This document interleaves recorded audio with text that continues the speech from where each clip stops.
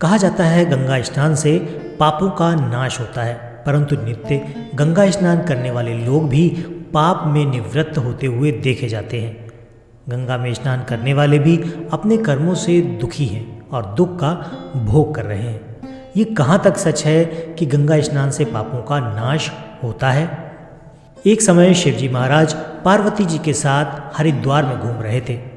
पार्वती जी ने देखा कि सहस्त्रों मनुष्य गंगा में नहा नहा कर हर हर कहते चले जा रहे हैं, परंतु प्रायः सभी दुखी और पाप परायण हैं। पार्वती जी ने बड़े आश्चर्य से शिव जी से पूछा कि हे देव, गंगा में इतनी बार स्नान करने पर भी इनके पाप और दुखों का नाश क्यों नहीं हुआ? क्या गंगा में सामर्थ्य नहीं बचा?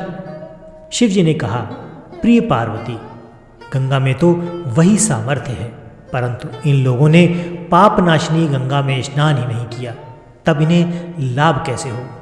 पार्वती जी ने आश्चर्य से कहा कि स्नान कैसे नहीं किया?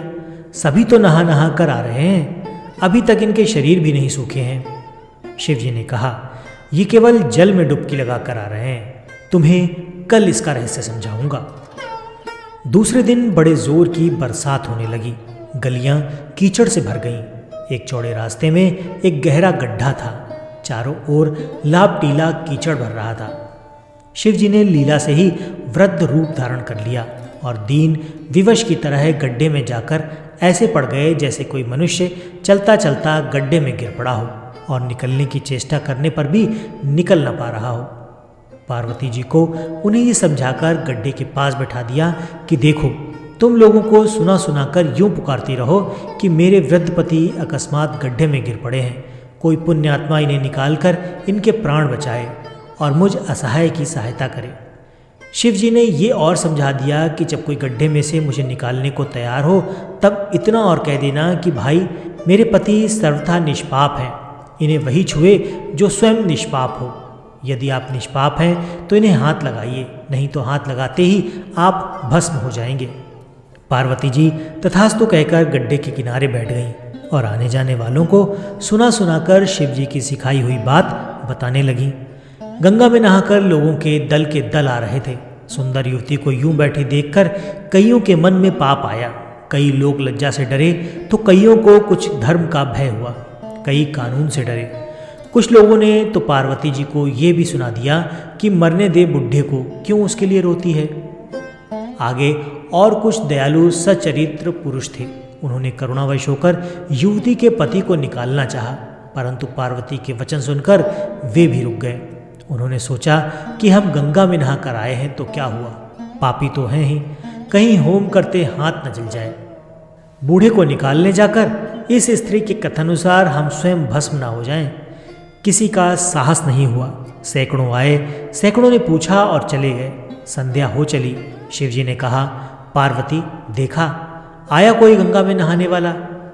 थोड़ी देर बाद एक जवान हाथ में लोटा लिए हर हर करता हुआ निकला। पार्वती ने उसे भी वही बात कही। युवक का हृदय करुणा से भर आया। उसने शिव जी को निकालने की तैयारी की। पार्वती ने रोक कर कहा कि भाई, यदि तुम सर्वथा निष्पाप नहीं होगे तो मेरे पति को छूते ही जल जाओगे।